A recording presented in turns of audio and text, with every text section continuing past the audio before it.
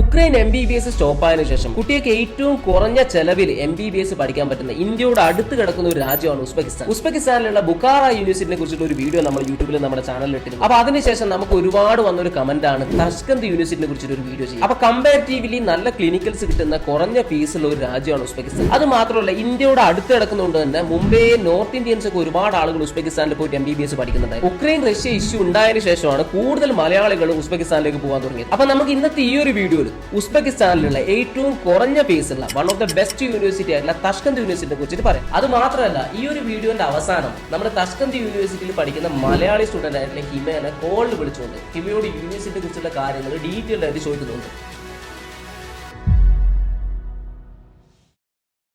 അപ്പൊ തഷ്കന്ത് state medical യൂണിവേഴ്സിറ്റിന്റെ ഏറ്റവും വലിയ പ്രത്യേകത എന്താണെന്ന് വെച്ച് കഴിഞ്ഞാൽ ഒന്നാമത്തത് ഞാൻ നേരത്തെ പറഞ്ഞ തന്നെയാണ്, അതായത് ഏറ്റവും കുറഞ്ഞ ഫീസുള്ള ഒരു യൂണിവേഴ്സിറ്റിയാണ്. രണ്ടാമത്തെ കാര്യം എന്താണെന്ന് വെച്ച് കഴിഞ്ഞാൽ അതൊരു സ്റ്റേറ്റ് യൂണിവേഴ്സിറ്റിയാണ് എന്നുള്ളതാണ്. മൂന്നാമത്തേത് ഉസ്ബെക്കിസ്ഥാന്റെ ക്യാപിറ്റൽ തഷ്കന്ത് ആണ്. തഷ്കന്ത് തന്നെയുള്ള ഒരു യൂണിവേഴ്സിറ്റിയാണ് തഷ്കന്ത് സ്റ്റേറ്റ് മെഡിക്കൽ യൂണിവേഴ്സിറ്റി എന്ന് പറയുന്നത്. അപ്പൊ നമ്മൾ എല്ലാ വീഡിയോയിലും പറയുന്നത് പോലെ ഒരു യൂണിവേഴ്സിറ്റി ചൂസ് ചെയ്യുന്ന സമയത്ത് നമ്മൾ പ്രധാനമായിട്ട് ശ്രദ്ധിക്കേണ്ടത് ഒന്ന് NMC ഗൈഡ് ലൈൻസ്, രണ്ടാമത്തേത് FMG പാസ് പെർസെന്റേജ്, മൂന്നാമത്തേത് അക്രഡിറ്റേഷൻസ്. അപ്പൊ നമ്മൾ NMC ഗൈഡ് ലൈൻസ് എടുക്കുകയാണെങ്കിൽ ഉസ്ബെക്കിസ്ഥാനിലെ ബുഖാറ യൂണിവേഴ്സിറ്റിയിലെ NMC ഗൈഡ് ലൈൻസിനെ കുറിച്ച് നമ്മൾ പറഞ്ഞിരുന്നു.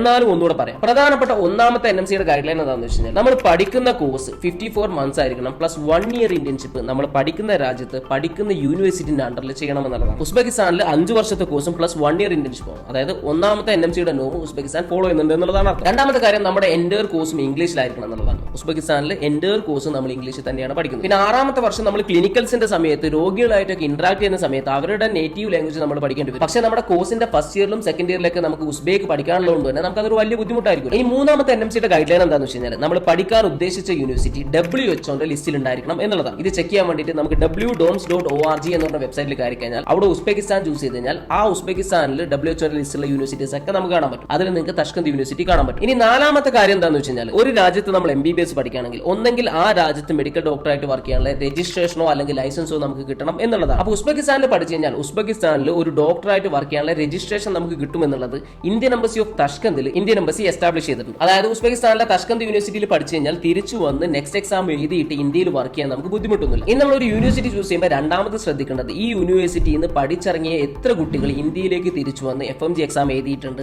അതിൽ നിന്ന് എത്ര കുട്ടികൾ പാസ് ആയിട്ടുണ്ട് എന്നുള്ളതാണ്. ഈ ഒരു റേഷ്യോനെയാണ് നമ്മൾ FMG പാസ് പെർസെന്റേജ് എന്ന് പറയുന്നത്. അപ്പോൾ നമ്മൾ ഉസ്ബെക്കിസ്ഥാന്റെ FMG പാസ് പെർസെന്റേജ് നോക്കുകയാണെങ്കിൽ ഉസ്ബെക്കിസ്ഥാനിൽ വലിയ രീതിയിൽ FMG പാസ് പെർസെന്റേജ് ഒന്നും നമുക്ക് കാണാൻ പറ്റില്ല. കാര്യം ഞാൻ നേരത്തെ പറഞ്ഞതാണ്, അതായത് ഇന്ത്യയിൽ നിന്നും കുട്ടികൾ ഉസ്ബെക്കിസ്ഥാനിലേക്ക് പോയി പഠിക്കാൻ തുടങ്ങിയിട്ട് കുറച്ച് കാലമായിട്ടുള്ളൂ. അതുകൊണ്ട് തന്നെ FMG എഴുതിയ കുട്ടികളുടെ സ്റ്റാറ്റിസ്റ്റിക്സ് നമുക്ക് കിട്ടാനില്ല. അതുകൊണ്ട് FMG വെച്ചിട്ട് തഷ്കന്ത് മെഡിക്കൽ യൂണിവേഴ്സിറ്റിനെ നമുക്ക് ഒരിക്കലും വാലിഡേറ്റ് ചെയ്യാൻ പറ്റില്ല. മൂന്നാമത്തെ കാര്യം എന്താണെന്ന് വെച്ച് കഴിഞ്ഞാൽ നമ്മൾ ചൂസ് ചെയ്തേക്കുന്ന യൂണിവേഴ്സിറ്റിക്ക് എല്ലാ അക്രഡിറ്റേഷൻസും ഉണ്ടോ എന്നുള്ളത് നോക്കുക എന്നുള്ളതാണ്. അപ്പോൾ നമ്മൾ പ്രധാനമായിട്ട് നോക്കേണ്ട അക്രഡിറ്റേഷൻ എന്താണെന്ന് വെച്ചാൽ ഒന്നാമത്തത് ECFMG, രണ്ടാമത്തത് WFME ആണ്. ഇപ്പൊ തഷ്കന്ത് യൂണിവേഴ്സിറ്റിക്ക് ECFMG നോക്കുന്ന സമയത്ത് നിങ്ങൾ www.doms.org തന്നെ കയറി കഴിഞ്ഞാൽ അതിൽ സ്പോൺസർ നോട്ടിൽ ECFMGയുടെ കാണാൻ പറ്റും. അതായത് തഷ്കന്ത് യൂണിവേഴ്സിറ്റിക്ക് ECFMG ഉണ്ട് എന്നുള്ളതാണ്. ഇനി WFME നോക്കുന്ന സമയത്ത് ഉസ്ബെക്കിസ്ഥാനിലെ ഒരു മെഡിക്കൽ കോളേജുകൾക്കും ഇതുവരെ WFME അക്രഡിറ്റേഷൻ കിട്ടിയിട്ടില്ല. അവർ അതിന് അപ്ലൈ ചെയ്തിട്ടുണ്ട്. അത് കിട്ടിക്കഴിഞ്ഞാൽ എല്ലാവർക്കും അത്. അപ്പൊ ഇവിടെ ഞാൻ എടുത്ത് പറയാൻ കാരണം എന്താണെന്ന് വെച്ച് കഴിഞ്ഞാൽ ഉസ്ബെക്കിസ്ഥാനിലെ പല യൂണിവേഴ്സിറ്റിന്റെയും ബ്രൗസറിൽ അവർ WFME ഉണ്ട് എന്നുള്ളത് കാണിച്ചത് നിങ്ങൾക്ക് കാണാൻ പറ്റും. പക്ഷേ ഞാൻ ഉസ്ബെക്കിസ്ഥാനിൽ WFME ഇല്ല എന്ന് ഉറപ്പിച്ച് പറയാൻ കാരണം ഉസ്ബെക്കിസ്ഥാനിൽ WFME അക്രഡിറ്റേഷൻ കൊടുക്കേണ്ട ഏജൻസി IAAR. ഈ IAAറിന് ഞാൻ ഡയറക്റ്റ് മെയിൽ അയച്ചിട്ട് ചോദിച്ചിരുന്നു ഉസ്ബെക്കിസ്ഥാനിൽ ഏതൊക്കെ യൂണിവേഴ്സിറ്റിക്ക് WFME അക്രഡിറ്റേഷൻ ഉണ്ട് എന്നുള്ളത്. അപ്പൊ അവർ അയച്ച ലിങ്ക് ഞാൻ ഡിസ്ക്രിപ്ഷനിൽ കൊടുത്തിട്ടുണ്ട്. അതിൽ കയറി നോക്കിക്കഴിഞ്ഞാൽ ഒരു മെഡിക്കൽ കോളേജ് നിങ്ങൾക്ക് കാണാൻ പറ്റില്ല. ഉസ്ബെക്കിസ്ഥാന്റെ ക്യാപിറ്റൽ സിറ്റി തന്നെയാണ് തഷ്കന്ത്. ഈ തഷ്കന്ത് തന്നെയാണ് തഷ്കന്ത് യൂണിവേഴ്സിറ്റിയുടെ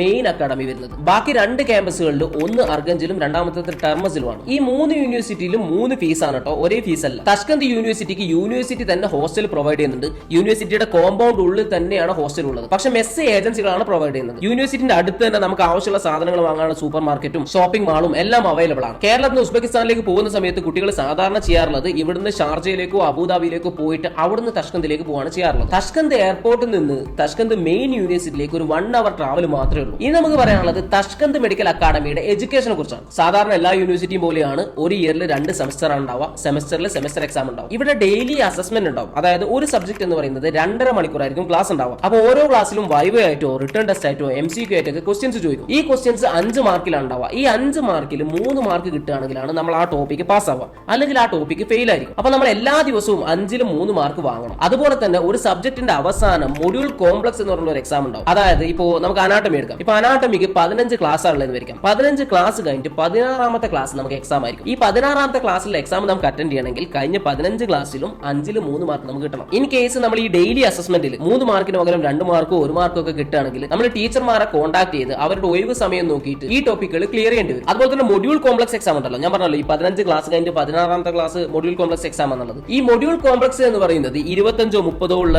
MCQ ടെസ്റ്റോ അല്ലെങ്കിൽ റിട്ടേൺ ടെസ്റ്റോ അല്ലെങ്കിൽ വൈവോ ഒക്കെ ആയിരിക്കും. ഈ ഒരു എക്സാമിൽ 60% മാർക്ക് ഉണ്ടെങ്കിലാണ് നമ്മൾ പാസ് ആവുക. അതുപോലെ ക്ലാസ്സിൽ നമ്മൾ എപ്പോഴും പ്രസന്റ് ആയിരിക്കണം. ഒരു ടോപ്പിക് പോലും മിസ് ചെയ്യാൻ പാടില്ല. അതായത് മിസ് ആയി കഴിഞ്ഞാൽ നമുക്ക് എക്സാം അറ്റൻഡ് ചെയ്യാൻ പറ്റില്ല. ആ ഒരു ടോപ്പിക് എടുത്ത് നമ്മൾ റീവർക്ക് ചെയ്യേണ്ടി വരും. ഇപ്പൊ ഹെൽത്ത് ഇഷ്യൂസ് ഒക്കെ ആണെങ്കിൽ നമുക്ക് കുറച്ചൊരു കൺസൾട്ടേഷൻ കിട്ടും. പക്ഷെ എന്നാലും നമുക്ക് ആ ഒരു ടോപ്പിക് റീവർക്ക് ചെയ്യേണ്ടി വരും. അതായത് ഞാൻ പറഞ്ഞു വരുന്നത് എന്താണെന്ന് വെച്ച് കഴിഞ്ഞാൽ തഷ്കന്ത് എഡ്യൂക്കേഷന് നല്ല രീതിയിൽ ഇമ്പോർട്ടൻസ് കൊടുക്കുന്ന ഒരു കോളേജാണ്. അതുകൊണ്ട് തന്നെ നിങ്ങൾ പഠിക്കാൻ തയ്യാറായിട്ട് പോവുകയാണെങ്കിൽ മാത്രം ഉസ്ബെക്കിസ്ഥാനിലെ തഷ്കന്ത് യൂണിവേഴ്സിറ്റി ചൂസ് ചെയ്താൽ മതി. ഞാനിത് പറയാൻ കാരണം എന്താണെന്ന് വെച്ചാൽ ഉസ്ബെക്കിസ്ഥാന്റെ വീഡിയോ ഒക്കെ കാണുന്ന സമയത്ത് മഞ്ഞും അതും ഇതൊക്കെ കണ്ടിട്ട് അവിടെ പോയിട്ട് കുറച്ച് എൻജോയ് ചെയ്യാം, കുറച്ച് ചില്ല് ചെയ്ത് പഠിക്കാം എന്നൊക്കെ വിചാരിച്ച് പോകുന്ന കുട്ടികളാണെങ്കിൽ ചിലപ്പോൾ തഷ്കന്ത് എടുത്തു കഴിഞ്ഞാൽ നിങ്ങൾക്ക് ബുദ്ധിമുട്ടാവും. പിന്നെ തഷ്കന്ത് മെഡിക്കൽ അക്കാഡമിയുടെ TMAയുടെ വെബ്സൈറ്റിൽ തന്നെയാണ് സ്റ്റുഡൻസിന്റെ അറ്റൻഡൻസും മാർക്കും എക്സാം റിസൾട്ടും എല്ലാ കാര്യങ്ങളും കൊടുക്കുന്നത്. അപ്പൊ ഇത്രയും കാര്യങ്ങളാണ് നമുക്ക് തഷ്കന്ത് മെഡിക്കൽ അക്കാഡമിയുടെ എഡ്യൂക്കേഷനെ കുറിച്ച് പറയാനുള്ളത്. ഇനിയിപ്പോ ഇയർ ബാക്കിന്റെ കാര്യം നോക്കുകയാണെങ്കിൽ ക്ലാസ് പ്രോപ്പർ ആയിട്ട് അറ്റൻഡ് ചെയ്യാതെ ഒരുപാട് റീവർക്കുകൾ നമുക്ക് വന്നു കഴിഞ്ഞാലും അതുപോലെ തന്നെ ഫീസ് അടക്കാണ്ട് നിന്നാലൊക്കെ നമ്മൾ സെംബേക്ക് ആവും. പിന്നെ എക്സാമിൽ നമ്മൾ 2 സബ്ജക്ട് ഫെയിൽ ആയി കഴിഞ്ഞാൽ അത് നമുക്ക് നെക്സ്റ്റ് ഇയറിലേക്ക് കെയർ ചെയ്ത് കൊണ്ടുപോകാൻ പറ്റും. പക്ഷെ 3 സബ്ജക്ട് ഫെയിൽ ആവുകയാണെങ്കിൽ നമ്മൾ സെംബേക്ക് ആവും. അപ്പൊ ഈ 3 സബ്ജക്ട് ഫെയിൽ ആവുക എന്ന് പറഞ്ഞു കഴിഞ്ഞാൽ നമ്മുടെ മെയിൻ എക്സാമിലും ഫെയിൽ ആയി, അത് കഴിഞ്ഞിട്ട് 2 റീടെസ്റ്റ് നമുക്ക് കിട്ടും. റീടെസ്റ്റിന് ഫീസും കാര്യങ്ങളൊന്നുമില്ല. ഈ 2 റീടെസ്റ്റിലും കൂടെ ഫെയിൽ ആയി കഴിഞ്ഞാൽ മാത്രമേ നമ്മൾ സെംബേക്ക് ആവുള്ളൂ. ഇനിയിപ്പോ സബ്ജക്ട് നോക്കുന്ന സമയത്ത് ECTS സിസ്റ്റം തന്നെയാണ് തഷ്കന്ത് യൂണിവേഴ്സിറ്റിയിൽ ഉള്ളത്. അതായത് നമ്മൾ മുന്നത്തെ വീഡിയോസിലൊക്കെ പറയുന്നത് പോലെ ഒരു സെമസ്റ്ററിൽ നമുക്ക് 30 ക്രെഡിറ്റുകൾ ഉണ്ടാവും. ഒരു ഇയറിലേക്ക് 60 ക്രെഡിറ്റ് ആയിരിക്കും. അതായത് ടോട്ടൽ 360 ക്രെഡിറ്റുകളാണ് ECTS സിസ്റ്റത്തിലുള്ളത്. അപ്പൊ ഈ 360 ക്രെഡിറ്റിനെ ഡിപ്പെൻഡ് ചെയ്തിരിക്കും നമുക്ക് ഓരോ ഇയറിലുള്ള സബ്ജക്റ്റുകൾ. ഇനിയിപ്പോ നമ്മൾ തഷ്കന്ത് മെഡിക്കൽ അക്കാഡമിയിലുള്ള വെക്കേഷൻ നോക്കുന്ന സമയത്ത് ജൂലൈ ആഗസ്റ്റിലാണ് സമ്മർ വെക്കേഷൻ അവിടെ വരുന്നത്. അതായത് 2 മാസം സമ്മർ വെക്കേഷൻ. പിന്നെ അതുപോലെ ജനുവരിയിൽ ഒരു 20 ദിവസത്തെ വിന്റർ ബ്രേക്ക് ഉണ്ടാവും. ഇനി നമുക്ക് പറയാനുള്ളത് തഷ്കന്ത് മെഡിക്കൽ അക്കാഡമിയിലുള്ള ക്ലിനിക്കൽസിനെ കുറിച്ചാണ്. ഉസ്ബെക്കിസ്ഥാൻ എന്ന് പറയുന്ന കൺട്രിയിലെ MBBS നോക്കുമ്പോൾ തന്നെ അവിടെയുള്ള മെയിൻ അഡ്വാൻറ്റേജ് എന്ന് പറയുന്നത് ക്ലിനിക്കൽസ് ആണ്. അതിൽ തന്നെ കമ്പാരിറ്റീവ്ലി ബെറ്റർ ആയിട്ടുള്ള ക്ലിനിക്കൽസ് കിട്ടുന്ന ഒരു യൂണിവേഴ്സിറ്റിയാണ് തഷ്കന്ത് മെഡിക്കൽ അക്കാഡമി. നമുക്ക് രോഗികളുമായിട്ട് നല്ല രീതിയിൽ ഇന്ററാക്ട് ചെയ്തുകൊണ്ട് തന്നെ ക്ലിനിക്കൽസ് എക്സ്പ്ലോർ ചെയ്യാൻ പറ്റും. തഷ്കന്തിൽ ഫസ്റ്റ് ഇയർ മുതലേ നമുക്ക് ഹോസ്പിറ്റൽ ക്ലിനിക്കൽസ് സ്റ്റാർട്ട് ചെയ്യുന്നുണ്ട്. അതായത് ഇന്റേണൽ മെഡിസിനും ക്ലിനിക്കൽ പ്രാക്ടീസും എല്ലാം ഫസ്റ്റ് ഇയറിൽ തന്നെ തുടങ്ങുന്നുണ്ട്. നമ്മുടെ കേരളത്തിലുള്ള പോലെ തന്നെ 4th ഇയർ തൊട്ട് കംപ്ലീറ്റ് ക്ലാസ് ഹോസ്പിറ്റലാണ്. അതായത് മൊത്തം ക്ലാസ്സിനെ ഗ്രൂപ്പായിട്ട് സ്പ്ലിറ്റ് ചെയ്യും. ഓരോ ഗ്രൂപ്പിലും ഒരു 10-13 മെമ്പേഴ്സ് ഉണ്ടാവും. അവർ ഗ്രൂപ്പായിട്ടാണ് ഹോസ്പിറ്റലിൽ ക്ലാസ് ഉണ്ടാവുക. അതുപോലെ തഷ്കന്ത് മെഡിക്കൽ അക്കാഡമിയിൽ നമുക്ക് എടുത്തു പറയാനുള്ള മറ്റൊരു കാര്യം എന്താണെന്ന് വെച്ച് കഴിഞ്ഞാൽ തഷ്കന്തിൽ കടാവർ അവൈലബിൾ ആണ്. ഇപ്പൊ ക്ലിനിക്കൽസിന്റെ സമയത്ത് നമ്മൾ അവിടെയുള്ള നേറ്റീവ്സ് ആയിട്ടായിരിക്കും ഇന്ററാക്ട് ചെയ്യേണ്ടി വരും. ആ സമയത്ത് നമ്മൾ അവരുടെ നേറ്റീവ് ലാംഗ്വേജ് സംസാരിക്കേണ്ടി വരും. അവർ സംസാരിക്കുന്നത് പൊതുവെ റഷ്യൻ ലാംഗ്വേജും അതുപോലെ തന്നെ ഉസ്ബേക്ക് ലാംഗ്വേജും ആണ്. അപ്പൊ ഈ 2 ലാംഗ്വേജ് നമുക്ക് ഫസ്റ്റ് ഇയറിലും സെക്കൻഡ് ഇയറിലൊക്കെ പഠിക്കാനുള്ളത് കൊണ്ട് തന്നെ നമുക്ക് അവരുമായിട്ട് ഇന്ററാക്ട് ചെയ്യാൻ വലിയ ബുദ്ധിമുട്ടുണ്ടാവില്ല. പിന്നെ നമ്മൾ ജോർജിയയിൽ പറഞ്ഞ പോലെ തന്നെയാണ് ഓരോ സ്പെഷ്യലൈസേഷനും ഓരോ ഹോസ്പിറ്റലാണ്. അതായത് പീഡിയാട്രിക്സിന് ഒരു ഹോസ്പിറ്റൽ, ഗൈനക്കോളജിക്ക് വേറെ ഹോസ്പിറ്റൽ, ഇങ്ങനെ. ഇനിയിപ്പോൾ നമ്മൾ തഷ്കന്ത് യൂണിവേഴ്സിറ്റിയുടെ ഫീസ് നോക്കുന്ന സമയത്ത് ഞാൻ മുന്നേ പറഞ്ഞു തഷ്കന്തിൽ 3 ക്യാമ്പസുകളുണ്ട്. മെയിൻ ക്യാമ്പസ് ഉണ്ട്, അതുപോലെ തന്നെ 2 വേറെ ക്യാമ്പസുകളുണ്ട്. അപ്പൊ നമ്മൾ മെയിൻ ക്യാമ്പസിന്റെ ഫീസ് ആദ്യം പറയാം. തഷ്കന്ത് യൂണിവേഴ്സിറ്റിയുടെ മെയിൻ ക്യാമ്പസിന്റെ ഫീസ് എന്ന് പറയുന്നത് $3800 ആണ് ഒരു വർഷത്തെ. ഈ $3800 എന്ന് പറഞ്ഞാൽ ഇൻക്ലൂഡിംഗ് നെക്സ്റ്റ് കോച്ചിങ് ആണ്. ഇനിയിപ്പോൾ നിങ്ങൾക്ക് നെക്സ്റ്റ് കോച്ചിങ് വേണ്ട എന്നുണ്ടെങ്കിൽ $3400 ആണ് തഷ്കന്ത് യൂണിവേഴ്സിറ്റിയുടെ ഫീസ്. അതായത് ഇന്ത്യൻ റുപ്പീസിലേക്ക് കൺവേർട്ട് ചെയ്യുന്ന സമയത്ത് ഇന്നത്തെ വാല്യൂ അനുസരിച്ച് 2,78,000 രൂപയുടെ അടുത്ത്. ഇനി നമ്മൾ ടെർമസ് ബ്രാഞ്ച് നോക്കുന്ന സമയത്ത് ടെർമസ് ബ്രാഞ്ചിന്റെ ഫീസ് എന്ന് പറയുന്നത് $3600 ആണ് including next coaching. Next coaching വേണ്ടെങ്കിൽ $3200 മാത്രമാണ് ഒരു വർഷത്തെ നമ്മുടെ തഷ്കന്തിലുള്ള ഫീസ്. ഇന്ത്യൻ റുപ്പീസിലേക്ക് കൺവേർട്ട് ചെയ്യുന്ന സമയത്ത് ഓൾമോസ്റ്റ് 2,64,000 രൂപയുടെ അടുത്തായിരിക്കും ഉണ്ടാവും. ഇനിയിപ്പോൾ നമ്മൾ അർഗഞ്ച് ബ്രാഞ്ച് നോക്കുന്ന സമയത്തും ഇൻക്ലൂഡിംഗ് നെക്സ്റ്റ് കോച്ചിങ് $3600 തന്നെയാണ്. ഇനിയിപ്പോൾ നെക്സ്റ്റ് കോച്ചിങ് ഇല്ലാതെ $3300 ആണ് അർഗഞ്ച് ബ്രാഞ്ചിന്റെ ഫീസ് എന്ന് പറയുന്നത്. ഓൾമോസ്റ്റ് 2,72,000 രൂപയുടെ അടുത്തായിരിക്കും ഉണ്ടാവും. പിന്നെ തഷ്കന്തിലുള്ള ഒരു അഡ്വാൻറ്റേജ് എന്താണെന്ന് വെച്ച് കഴിഞ്ഞാൽ ഫീസ് നമുക്ക് സെമസ്റ്റർ വൈസ് അടക്കാൻ പറ്റും. അതായത് പകുതി ഫസ്റ്റ് സെമസ്റ്ററിലും അടുത്ത പകുതി സെക്കൻഡ് സെമസ്റ്ററിലും അടക്കാൻ പറ്റും. ഇനി നമ്മൾ ഫുഡ് ആൻഡ് അക്കോമഡേഷൻ നോക്കുന്ന സമയത്ത് അക്കോമഡേഷന് തഷ്കന്ത് യൂണിവേഴ്സിറ്റിയുടെ ഹോസ്റ്റലിൽ നമുക്ക് അവൈലബിൾ ആണ്. അതിന് പെർ ഇയർ $500 മാത്രമേ ഉള്ളൂ. അതായത് ഓൾമോസ്റ്റ് പെർ മന്ത് 4000 രൂപ മാത്രമേ വരുന്നുള്ളൂ. ഇനിയിപ്പോൾ നമുക്ക് പുറത്ത് അപ്പാർട്ട്മെന്റ് എടുത്ത് നിൽക്കണമെങ്കിൽ അങ്ങനെ നിൽക്കാൻ പറ്റും. അപ്പാർട്ട്മെന്റ് എടുക്കുന്ന സമയത്ത് നമുക്ക് അപ്പാർട്ട്മെന്റിന് ഓൾമോസ്റ്റ് $350 to $400 ആണ് റെന്റ് വരാറുള്ളത്. അതായത് $350 പെർ മന്ത് എന്നുള്ള രീതിയിൽ നിങ്ങൾ ആലോചിക്കേണ്ട. കാര്യം എന്താണെന്ന് വെച്ച് കഴിഞ്ഞാൽ ഈ ഒരു അപ്പാർട്ട്മെന്റിൽ തന്നെ 5-6 കുട്ടികളൊക്കെ നിൽക്കാറുണ്ട്. അതായത് പെർ മന്ത് ഒരു കുട്ടിക്ക് ഓൾമോസ്റ്റ് $70 വരാറുള്ളൂ. അതായത് ഇന്ത്യൻ റുപ്പീസിലേക്ക് കൺവേർട്ട് ചെയ്യുന്ന സമയത്ത് ഓൾമോസ്റ്റ് 5000 രൂപ. ഹോസ്റ്റലിൽ നിൽക്കുന്ന സമയത്ത് ഓൾമോസ്റ്റ് 4000 ചില്ലാൻ രൂപ വരും.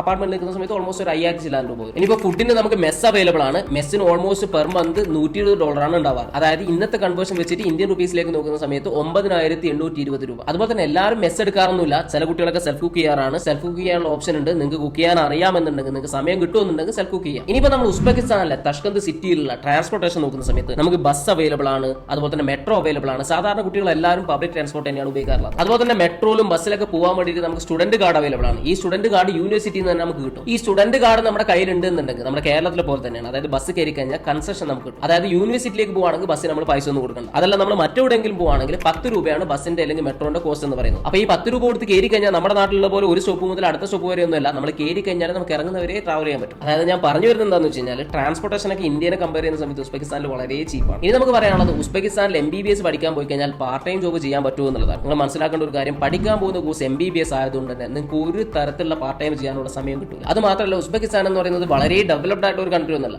ഡെവലപ്പിംഗ് ആയിട്ടുള്ള ഒരു കൺട്രിയാണ്. അതുകൊണ്ട് തന്നെ നമുക്ക് അവിടെ കിട്ടുന്ന വേജുകളൊക്കെ വളരെ കുറവായിരിക്കും. അതിന് നിങ്ങൾ പാർട്ട് ടൈം പോയിട്ട് ഒരു കാര്യം ഉണ്ടാവില്ല. ആ സമയത്ത് നിങ്ങൾ ക്ലിനിക്കൽ എക്സ്പോഷർ കൂട്ടാൻ നോക്കുന്നതായിരിക്കും ഏറ്റവും നന്നാവും. ഇനി നമുക്ക് പറയാനുള്ളത് ഉസ്ബെക്കിസ്ഥാനിൽ പഠിച്ചു കഴിഞ്ഞാൽ വർക്ക് എലിജിബിലിറ്റിനെ കുറിച്ചാണ്. ഉസ്ബെക്കിസ്ഥാനിൽ പഠിച്ചു കഴിഞ്ഞാൽ ഉസ്ബെക്കിസ്ഥാനിൽ തന്നെ വർക്ക് ചെയ്യുന്ന ആരും ഉണ്ടാവില്ല. കാര്യം എന്താണെന്ന് വെച്ചാൽ ഉസ്ബെക്കിസ്ഥാനിൽ ഡോക്ടർ കിട്ടുന്ന സാലറി ഇന്ത്യനെ കമ്പയർ ചെയ്യുന്ന സമയത്ത് വളരെ കുറവാണ്. കാര്യം ഇന്ത്യയിലേക്ക് തിരിച്ചു വന്ന് നമ്മൾ നെക്സ്റ്റ് എക്സാം ക്ലിയർ ചെയ്ത് ഇവിടെ ഒരു 1 year ഇന്റേൺഷിപ്പ് കംപ്ലീറ്റ് ചെയ്ത് കഴിഞ്ഞാൽ നമുക്ക് ഓൾമോസ്റ്റ് ഒരു 50,000-ന്റെയും 60,000-ന്റെയും ഇടയിൽ ഇപ്പൊ സാലറി കിട്ടുന്നു. ഇനി നിങ്ങൾ പഠിച്ചിറങ്ങുന്നത് ഓൾമോസ്റ്റ് 5-6 വർഷം കഴിഞ്ഞിട്ടായിരിക്കും. ആ സമയത്ത് ഈ സാലറി ഇനിയും കൂടും. അതുകൊണ്ട് തന്നെ ആരും ഉസ്ബെക്കിസ്ഥാനിൽ പഠിച്ചിട്ട് ഉസ്ബെക്കിസ്ഥാനിൽ വർക്ക് ചെയ്യുന്നതില്ല. ഇനിയിപ്പോൾ നിങ്ങൾക്ക് UK-ലേക്കോ US-ലേക്കോ പോയി വർക്ക് ചെയ്യണമെന്നുണ്ടെങ്കിൽ നിങ്ങൾ ആദ്യം ശ്രദ്ധിക്കേണ്ടത് ഞാൻ പറഞ്ഞ പോലെ ECFMG ഉള്ള യൂണിവേഴ്സിറ്റിയിലായിരിക്കും നിങ്ങൾ പഠിക്കേണ്ടത്. അതുപോലെ തന്നെ WFME ഉണ്ടെങ്കിൽ മാത്രമേ നമുക്ക് US-ൽ പോകാൻ പറ്റും. ഉസ്ബെക്കിസ്ഥാനിൽ WFME ഇല്ലാത്തതുകൊണ്ട് ഇപ്പൊ പഠിക്കുന്ന കുട്ടികൾക്ക് US-ലേക്ക് പോകാൻ ബുദ്ധിമുട്ടായിരിക്കും. ഇനിയിപ്പോൾ ഉസ്ബെക്കിസ്ഥാൻ WFME എടുത്തു കഴിഞ്ഞാൽ ആ സമയത്ത് നമുക്ക് USMLE ക്ലിയർ ചെയ്ത് US-ലേക്ക് പോകാൻ പറ്റും. ഇനിയിപ്പോൾ UK-ലേക്കാണ് പോകണമെങ്കിൽ UK-യുടെ പ്ലേബ് എക്സാം ക്ലിയർ ചെയ്തതിനു ശേഷം UK-ലേക്ക് പോകാൻ പറ്റും. ഇനി കുട്ടികൾ ചോദിക്കുന്ന കാര്യമാണ് ഉസ്ബെക്കിസ്ഥാനിൽ പഠിച്ചു കഴിഞ്ഞാൽ ജർമ്മനിയിൽ പോയി വർക്ക് ചെയ്യാൻ പറ്റുമോ എന്നുള്ളത്. ഏത് കൺട്രി പഠിച്ചു കഴിഞ്ഞാൽ നമുക്ക് ജർമ്മനിയിൽ പോയി വർക്ക് ചെയ്യാൻ പറ്റും. ഉസ്ബെക്കിസ്ഥാനിൽ പഠിച്ചു കഴിഞ്ഞാൽ നമ്മൾ ജർമ്മനിയിൽ പോയി വർക്ക് ചെയ്യണമെങ്കിൽ ജർമ്മന്റെ ലാംഗ്വേജ് എക്സാമും ലൈസൻസിംഗ് എക്സാമും നമ്മൾ ക്ലിയർ ചെയ്യണം. എന്നാൽ നമുക്ക് ജർമ്മനിയിൽ ഒരു ജൂനിയർ ഡോക്ടറായിട്ട് വർക്ക് ചെയ്യാൻ പറ്റും. ഇനിയിപ്പോൾ നമുക്ക് ദുബായിൽ പോയി വർക്ക് ചെയ്യണം എന്നുണ്ടെങ്കിൽ ദുബായിയുടെ DH എക്സാം എഴുതണമെങ്കിൽ നമുക്ക് 2 വർഷത്തെ എക്സ്പീരിയൻസ് വേണം. അതിന് സാധാരണ കുട്ടികൾ ചെയ്യാറുള്ളത് ഇന്ത്യയിലേക്ക് തിരിച്ചു വരും, എന്നിട്ട് ഇവിടെ 2 വർഷത്തെ എക്സ്പീരിയൻസ് ആക്കിയതിനു ശേഷം DH എക്സാം എഴുതി ദുബായിലേക്ക് പോകും. ഇനി നിങ്ങൾക്ക് ഇപ്പോൾ എന്താണ് നെക്സ്റ്റ് എക്സാം എന്നൊക്കെ ഡൗട്ട് ഉണ്ടെങ്കിൽ നെക്സ്റ്റിനെ കുറിച്ചുള്ള ഡീറ്റെയിൽഡ് ആയിട്ടുള്ള ഒരു വീഡിയോ നമ്മൾ യൂട്യൂബ് ചാനൽ ചെയ്തിട്ടുണ്ട്. ആ ഒരു വീഡിയോ കണ്ടു കഴിഞ്ഞാൽ നിങ്ങൾക്ക് നെക്സ്റ്റ് എക്സാമിനെ കുറിച്ചിട്ടും ഇന്ത്യയിൽ വർക്ക് ചെയ്യുന്നതിനെ കുറിച്ചിട്ടും ഡീറ്റെയിൽഡ് ആയിട്ട് മനസ്സിലാവും. അപ്പോൾ ഇനി നമുക്ക് തഷ്കന്ത് യൂണിവേഴ്സിറ്റിനെ കുറിച്ചിട്ടുള്ള ഡീറ്റെയിൽഡ് ആയിട്ടുള്ള കാര്യങ്ങൾ ഹിമേനെ കോളിൽ വിളിച്ചുകൊണ്ട് ഹിമേനോട് ചോദിച്ചു നോക്കാം. ഹലോ ഹിമ,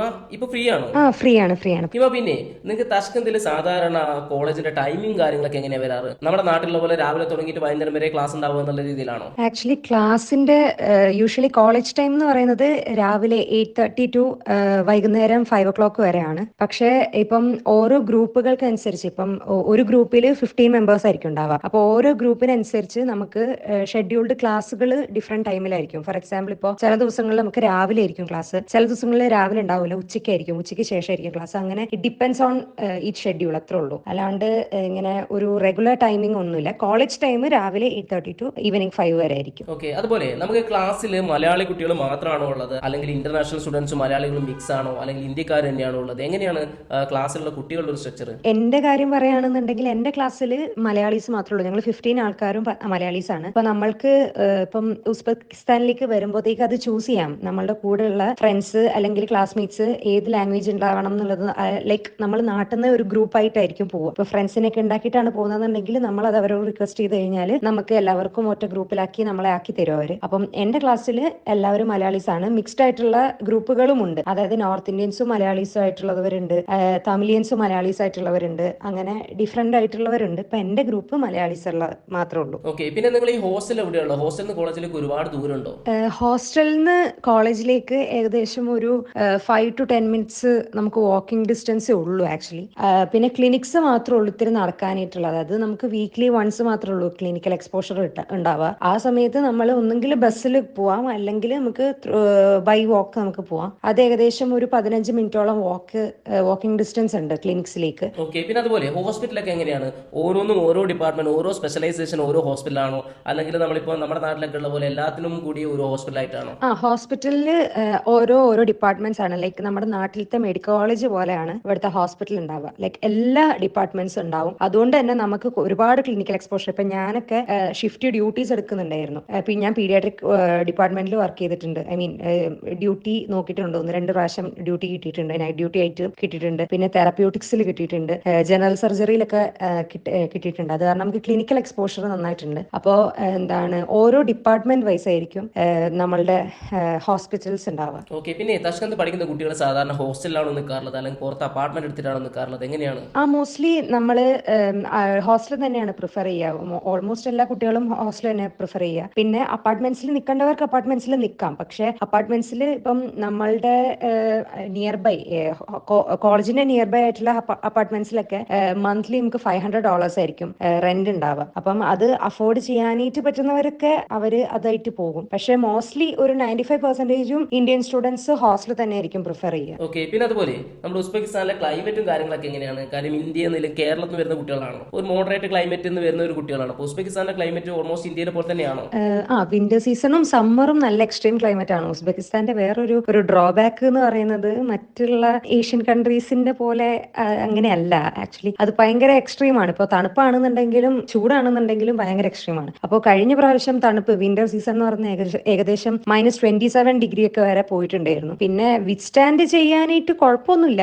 അത്യാവശ്യം ഇങ്ങനെ ജസ്റ്റ് ക്ലൈമറ്റ് ചേഞ്ചിന്റെ ഒരു ടൈമിൽ എല്ലാവർക്കും ഏകദേശം ഒരു 90% കുട്ടികൾക്കും ചെറിയ രീതിയിലുള്ള ഒരു ഫ്ലൂവും കഫിങ്ങും അങ്ങനെ കുറച്ച് ഇഷ്യൂസ് മാത്രമേ വരലുള്ളൂ. അല്ലാണ്ട് അങ്ങനെ തണുപ്പിന്റെ ആ ഒരു ഇന്റൻസിറ്റി കാരണം നിർത്തിപ്പോവാനായിട്ട് പാകത്തിനുള്ള പ്രശ്നങ്ങളൊന്നും തന്നെ ഇല്ല. നമുക്ക് മാനേജ് ചെയ്യാനുള്ള അതിൻ്റെതായിട്ടുള്ള രീതിയിലുള്ള ക്ലോത്തിങ്സും കാര്യങ്ങളും നമ്മൾ ഒരു പ്രിക്കോഷൻ ആയിട്ട് വന്നു കഴിഞ്ഞാൽ അതൊന്നും ഒരു ഇഷ്യൂ അല്ല. നമുക്ക് മാനേജ് ചെയ്യാൻ പറ്റുന്ന ക്ലൈമറ്റ് ഒക്കെ ഉള്ളൂ. എക്സ്ട്രീം ആണ് ബട്ട് മാനേജബിളും ആണ്. ഓക്കെ, പിന്നെ അതുപോലെ നമ്മുടെ അവിടുത്തെ ഫീസിനും അതുപോലെ തന്നെ അക്കോമഡേഷനും ഫുഡിനൊക്കെ ഉള്ള എക്സ്പെൻസ് ഉണ്ടല്ലോ, അതെങ്ങനെ നാട്ടിൽ നിന്ന് അയച്ചു തരാറുള്ളത്? നമുക്ക് നാട്ടിലെ കാർഡ് കൊണ്ടുപോകാൻ പറ്റുമോ, അല്ലെങ്കിൽ എങ്ങനെയാണ് അവിടെ നിങ്ങൾ പൈസ എടുക്കാറുള്ളത്?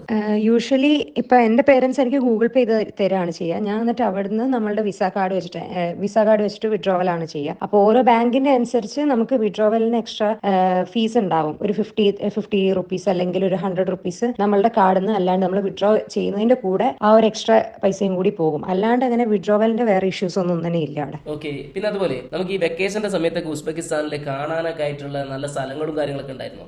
ഉസ്ബെക്കിസ്ഥാൻ ഒരു ടൂറിസ്റ്റ് പ്ലേസ് തന്നെയാണ്.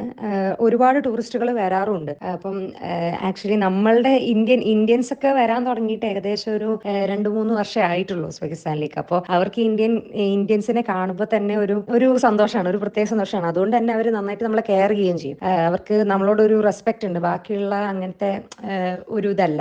ലൈക്ക് ഇന്ത്യൻസ് എന്ന് പറയുമ്പോഴത്തേക്ക് തന്നെ അവർക്ക് നമ്മളോട് ഒരു റെസ്പെക്ട് ഉണ്ട്. പിന്നെ ടൂറിസ്റ്റ് പ്ലേസ് ആണ്, ഒരുപാട് സ്ഥലങ്ങൾ നമുക്ക് വിസിറ്റ് ചെയ്യാനായിട്ടുണ്ട്. നമ്മളങ്ങനെ ബോറടിച്ച് ആയി പോവില്ല. ആ കൺട്രിയിൽ ഒരുപാട് സ്ഥലങ്ങൾ നമുക്ക് വിസിറ്റ് ചെയ്യാനായിട്ടുണ്ട്. പ്രത്യേകിച്ച് താഷ്കന്തിൽ തന്നെ ഏറ്റവും കൂടുതൽ ടൂറിസ്റ്റുകൾ വന്നു പോകുന്ന ഒരു സ്ഥലമാണ് താഷ്കന്ത്. അപ്പൊ താഷ്കന്തിൽ തന്നെ ഒരുപാട് നമുക്ക് ടൂറിസ്റ്റ് പ്ലേസുകൾ ഉണ്ട്. കുറെ വിസിറ്റ് ചെയ്യാനും കാണാനും എക്സ്പ്ലോർ ചെയ്യാനൊക്കെ ഒരുപാട് സ്ഥലങ്ങളുണ്ട്. ഓക്കെ, പിന്നെ അതുപോലെ സാധാരണ കുട്ടികൾ എല്ലാവരും ചോദിക്കുന്നതാണ് ഉസ്ബെക്കിസ്ഥാനിൽ കഡാവർ അവൈലബിൾ ആണോ, അനാട്ടമി കഡാവർ വെച്ച് പഠിക്കാൻ പറ്റുമോ എന്നുള്ളത്. അപ്പോൾ ഉസ്ബെക്കിസ്ഥാനിൽ ശരിക്കും കഡാവർ അവൈലബിൾ ആണോ? കഡാവേഴ്സ് ആക്ച്വലി ഉസ്ബെക്കിസ്ഥാനിൽ അവൈലബിൾ ആണ്. ലൈക്ക് നമ്മളെ അത് വെച്ചിട്ടായിരിക്കും പഠിപ്പിക്കുക. ബട്ട് ഫസ്റ്റ് ഇയേഴ്സിൽ ചില ടീച്ചേഴ്സ് കുട്ടികളെ കഡാവേഴ്സ് ഒക്കെ കാണിച്ചു കൊടുക്കും. ചില ടീച്ചേഴ്സ് സെക്കൻഡ് ഇയറിലെ കാണിക്കുള്ളൂ. അപ്പോൾ മോസ്റ്റ്ലി സെക്കൻഡ് ഇയറിലായിരിക്കും കഡാവേഴ്സിന്റെ എക്സ്പോഷർ ഒക്കെ ഉണ്ടാവുക നമുക്ക്. പിന്നെ ഫസ്റ്റ് ഇയറിൽ നമ്മളുടെ സബ്ജക്ട്സ് വെച്ചിട്ട് ഇപ്പം അനാട്ടമി ഒക്കെ ജസ്റ്റ് ബേസിക് അനാട്ടമീസ്, ബോൺസ്, മസിൽസ് അങ്ങനത്തെ കാര്യങ്ങൾ മാത്രമേ ഉള്ളൂ. നമുക്ക് കഡാവേഴ്സ് വെച്ച് എക്സ്പ്ലോർ ചെയ്ത് പഠിക്കാൻ മാത്രമുള്ള ഡെപ്തിൽ നമ്മൾ ഫസ്റ്റ് ഇയറിൽ അനാട്ടമി പഠിക്കുന്നില്ല. സെക്കൻഡ് ഇയറിലാണ് കൂടുതൽ ഉണ്ടാവുക. അതുകൊണ്ട് സെക്കൻഡ് ഇയറിലായിരിക്കും കൂടുതലും കഡാവറിക് എക്സ്പോഷർ നമുക്ക് ഉണ്ടാവുക. ഓക്കെ, പിന്നെ അതുപോലെ ഹിമയുടെ കോളേജിനെ കുറിച്ചുള്ള ഒരു ഒപ്പീനിയൻ എന്താണ്? നിങ്ങൾക്ക് അവിടെ ക്യാമ്പസ് ലൈഫും കാര്യങ്ങളൊക്കെ കിട്ടുന്നുണ്ടോ? ക്യാമ്പസ് എൻജോയ് ചെയ്യാൻ പറ്റുന്നുണ്ടോ? എങ്ങനെയാണ് അവിടുത്തെ ക്യാമ്പസിന്റെ കാര്യങ്ങൾ? ക്യാമ്പസ് ലൈഫ് ഒക്കെ ഒരുപാട് നല്ലതാണ്. ഇപ്പം സ്റ്റഡീസിന്റെ കാര്യമാണെന്നുണ്ടെങ്കിൽ പഠിക്കുന്ന കുട്ടികൾക്ക് ഒരുപാട് നന്നായിട്ട് പഠിക്കാൻ പറ്റുന്ന ഒരു അറ്റ്മോസ്ഫിയർ ആണ്. ഹോസ്റ്റലാണെന്നുണ്ടെങ്കിലും ക്ലാസ്സുകളാണെന്നുണ്ടെങ്കിലും നമ്മളെ ഒരുപാട് ഹെൽപ്പ് ചെയ്യാനായിട്ട് ആൾക്കാരുണ്ട്. പിന്നെ കോളേജിന്റെ ഒരു അറ്റ്മോസ്ഫിയർ എന്ന് പറഞ്ഞു കഴിഞ്ഞാൽ ഒരുപാട് നമുക്ക് ഫ്രീഡ് ആയിട്ട് നമുക്ക് കുറെ ഫ്രണ്ട്സും കാര്യങ്ങളൊക്കെ ആയിട്ട്, പിന്നെ കോളേജ് ഡേയ്സ് അതേപോലെ ഒരുപാട് ഫംഗ്ഷൻസ് ഉണ്ടാവും. നമുക്ക് എൻജോയ് ചെയ്യാനായിട്ട് ഒരുപാട് ഫംഗ്ഷൻസ് ഉണ്ടാവും. കോളേജ് ഡേയ്സ് ഉണ്ടാവും, ഇൻഡിപെൻഡൻസ് ഡേ, റിപ്പബ്ലിക് ഡേ എന്നൊക്കെ പറഞ്ഞിട്ട് നമ്മൾ ഒരുപാട് ഡേയ്സ് നമ്മളിങ്ങനെ സെലിബ്രേറ്റ് ചെയ്യുന്നുണ്ട്. ഹോളി അങ്ങനെയൊക്കെ പറഞ്ഞിട്ട്, പിന്നെ ഓണത്തിന്റെ സെലിബ്രേഷൻ ഒക്കെ ഉണ്ടാവും. ഈവൻ ദോ അതായത് മലയാളികൾ കുറവാണെന്നുണ്ടെങ്കിലും മലയാളികൾ എല്ലാവരും കൂടി ചേർന്നിട്ട് ഒരു ചെറിയ ഓണം സെലിബ്രേഷൻ പരിപാടികൾ, പാട്ട്, ഡാൻസ് എന്നൊക്കെ പറഞ്ഞിട്ട് അങ്ങനെ ഒരുപാട് നമുക്ക് ഫെസിലിറ്റീസ് ഉണ്ട്. അപ്പം ഒരു പേഴ്സൺ ഗ്രോ ആവാനായിട്ടാണെന്നുണ്ടെങ്കിൽ it's a best place to grow. Okay Hima, അപ്പോൾ ഇത്രയും സമയം നമ്മളോട് സ്പെൻഡ് ചെയ്തെന്ന് ഒരുപാട് കാര്യങ്ങൾ നമ്മളായിട്ട് ഷെയർ ചെയ്തെന്ന് വളരുന്നത്. അപ്പോൾ നമ്മൾ ഈ ഒരു വീഡിയോയിൽ തഷ്കന്ത് മെഡിക്കൽ അക്കാഡമിനെ കുറിച്ചിട്ട് ഒരുപാട് കാര്യങ്ങൾ പറഞ്ഞു. കുറെ കാര്യങ്ങൾ ഹിമേനോട് ചോദിച്ച് മനസ്സിലാക്കുകയും ചെയ്തു. ഇനിയും നിങ്ങൾക്ക് തഷ്കന്ത് മെഡിക്കൽ അക്കാഡമിനെ കുറിച്ചിട്ട് കൂടുതൽ അറിയണമെന്നുണ്ടെങ്കിൽ ഹിമേനെ ഡയറക്റ്റ് കോൺടാക്ട് ചെയ്യാനുള്ള ലിങ്ക് ഞാൻ ഡിസ്ക്രിപ്ഷനിൽ കൊടുക്കുന്നുണ്ട്. ആ ലിങ്കിൽ ക്ലിക്ക് ചെയ്ത് നിങ്ങൾക്ക് ഹിമേനെ കോൺടാക്ട് ചെയ്യാൻ പറ്റും. ഇനി നിങ്ങൾക്ക് അബ്രോഡ് MBBS കുറിച്ചിട്ട് എന്തെങ്കിലും തരത്തിലുള്ള ഡൗട്ടുകൾ ഉണ്ടെങ്കിൽ ഒന്നെങ്കിൽ ഈ വീഡിയോയിൽ കമന്റ് ആയിട്ട് ഇടാം, അതല്ലെങ്കിൽ ഡിസ്ക്രിപ്ഷനിൽ ഞാൻ നമ്പർ കൊടുത്തിട്ടുണ്ട്. ആ നമ്പറിലേക്ക് വിളിച്ചിട്ട് നേരിട്ട് ചോദിക്കാം. അപ്പോൾ ഈ ഒരു വീഡിയോ നിങ്ങൾക്ക് ഹെൽപ്ഫുൾ ആയി എന്ന് തോന്നുകയാണെങ്കിൽ, ഏതെങ്കിലും കുട്ടിക്ക് ഈ ഒരു വീഡിയോ ഹെൽപ്ഫുൾ ആവുമെന്ന് തോന്നുകയാണെങ്കിൽ ഈ വീഡിയോ ഒന്ന് അവർക്ക് ഷെയർ ചെയ്ത് കൊടുക്കാം.